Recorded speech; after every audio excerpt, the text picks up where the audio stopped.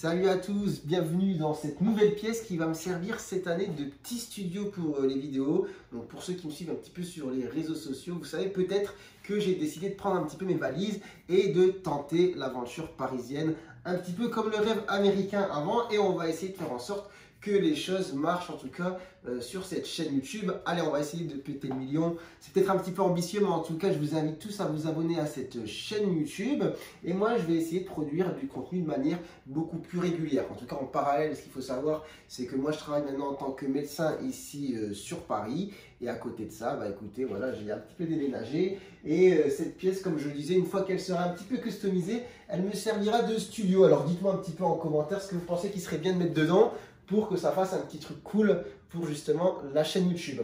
En tout cas, je me suis dit, on va commencer une petite vidéo, allez, une petite vidéo signature ici sur la chaîne. J'ai vu ce bureau et je me suis dit de quoi on peut parler aujourd'hui. Et j'ai une idée, on va parler du syndrome du canal carpien et aussi du syndrome du canal ulnaire.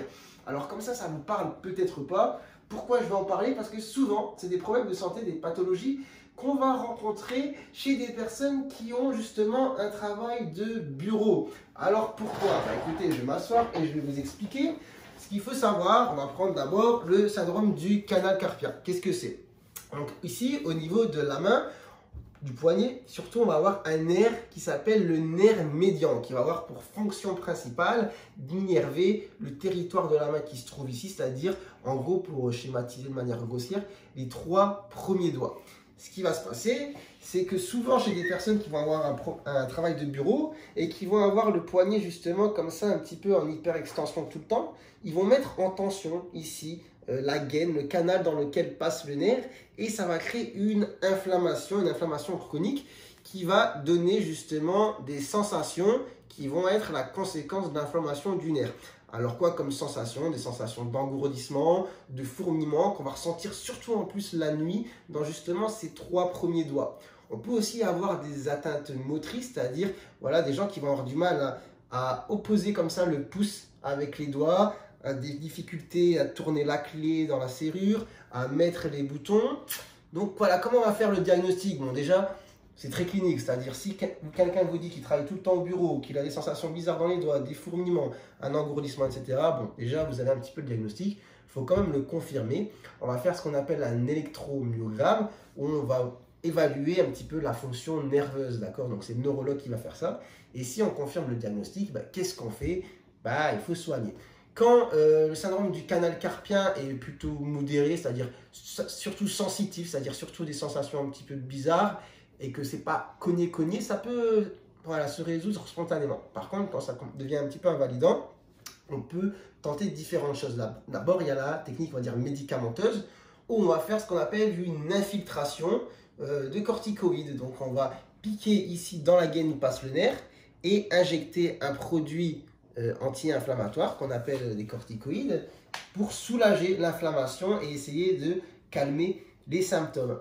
Maintenant, si c'est inefficace, quelle est la solution finale? C'est la chirurgie.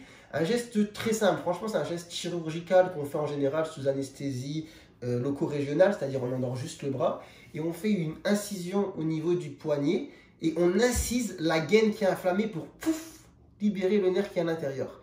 Et en général, ça soulage bien les symptômes. Donc ça, c'est un des syndromes canalaires qu'on rencontre souvent justement chez les travailleurs de bureau, mais il y en a un autre. Quand on est tout le temps comme ça, qu'est-ce qui se passe? On va comprimer un autre endroit, lequel on va comprimer ici, un genre de canal dans lequel va passer un autre nerf qu'on appelle le nerf ulnaire. Et lui, ce n'est pas les 3 premiers doigts qui va énerver, mais voilà, plutôt le dernier avec un petit peu une partie de l'avant-dernier. Et il va aussi énerver les muscles qu'on dit interosseux, c'est-à-dire ceux qui permettent de faire ça. Donc, qu'est-ce qu'on va avoir comme symptômes pour le coup? Pareil, des sensations de fourmillement, engourdissement, surtout là, dans le petit doigt. Et d'ailleurs, je pense que sans avoir le problème de manière chronique, si parfois vous prenez un coup comme ça dans le coude, vous pouvez ressentir justement la décharge dans le petit doigt. Je suis sûr que ça vous est arrivé.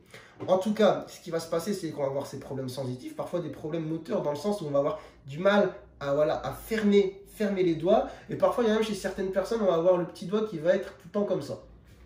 Donc là, pareil, écoutez, il y a toujours des gestes, je pense, infiltratifs qui sont possibles, la chirurgie, et puis voilà. Donc dans tous les cas, on a fait un petit peu le point sur deux syndromes qu'on appelle des syndromes canalaires, syndrome du canal carpien, syndrome du canal ulnaire, qu'on va rencontrer justement souvent chez des personnes qui travaillent au bureau, mais pas que. On peut avoir par exemple des personnes qui travaillent dans les chantiers avec les marteaux-piqueurs qui peuvent avoir justement une inflammation qui se crée au niveau des différents canaux. Mais voilà, ce pas des pathologies graves, mais très gênantes et invalidantes et qu'il faut savoir repérer et savoir soigner. Donc écoutez, c'était une petite vidéo, une première vidéo ici dans mon nouveau studio. J'espère que vous l'avez trouvée intéressante, qu'elle vous a plu. N'hésitez pas à vous abonner et à la liker. Et nous, on se retrouve très bientôt pour une prochaine vidéo dans cet endroit que je trouve plutôt pas mal. Allez, à bientôt. Ciao, ciao.